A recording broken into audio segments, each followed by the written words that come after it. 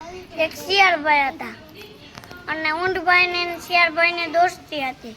પછી એક દી વિચાર્યું કે ઊંટભાઈ આપણે બે શેરડી ખાવા જઈએ. પછી ને રસ્તામાં આના વયસમાં એક નદી આડી આવી.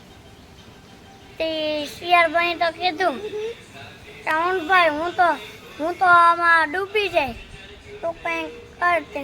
ઊંટભાઈ તો કીધું તું મારા પેટ ઉપર બેસી જા, હું તને આ નદી પાર કરી દઉં.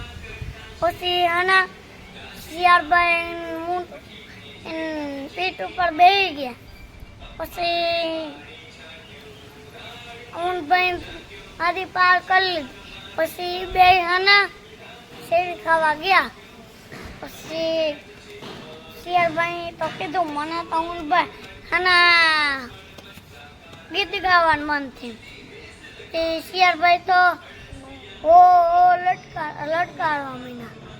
તો આના શેરડી વાળો માલિક ઉઠી ગયો.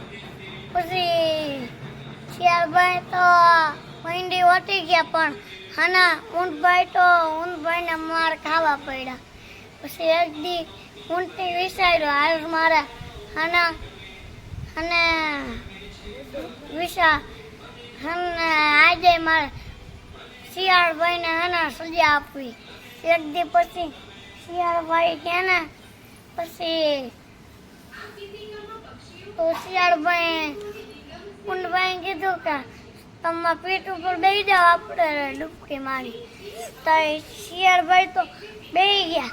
પછી એને ડૂબકી મારી તો શિયાળભાઈ તો ડૂબી ગયા. ઊંટભાઈ તો મોટા હતા એટલે એ ના ડૂબી આવ્યા. સરસ. એક ફેડ્યો રેડ કલરની ટોપી રસવા જતો હતો. એક દિવસ એને વિચાર આવ્યો આજે મારે એને જંગલમાં ટોપી રસવા જાવું. જંગલમાં સિંહ આવશે કે નહીં આવશે જવું મારે. એ જંગલમાંથી ના ચારમાં મને ફૂલ પવન હતું. એક ઝાડ હતો મોટું બધું. ત્યાં હે ને એને વિચાર કર્યો અહીંયા હું હવે તો હોઈ જાય એટલે હોઈ જાય. ત્યાં પટલું થોડુંક છેટું મૂક્યું ઠારને મોલી પછી હોઈ ગયો. ઉપર વાંદરા હતા. ઠેકડા મારી નીચે આવ્યા. નીચે પટલું ખોલી પછી કલરની ટોપી પહેરી ઊંચા ચડી ગયા. ફેર્યો ઊંચોથી એમ કીધું કે મારી ટોપી ક્યાં.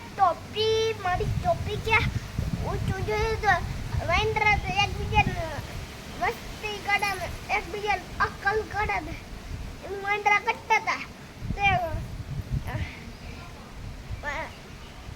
ફેરી એમ કીધું કે મને ટોપી આપો.